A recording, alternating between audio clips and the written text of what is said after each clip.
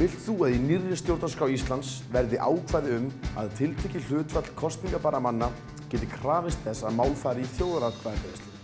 Í stjórnarskrá Íslands skylt að halda lagalega bindandi þjóðaratkvæðagreiðslu vantraust á forseta Íslands, breytingu á kirkjuskipan eða lög sem forsetinn skrifar ekki undir.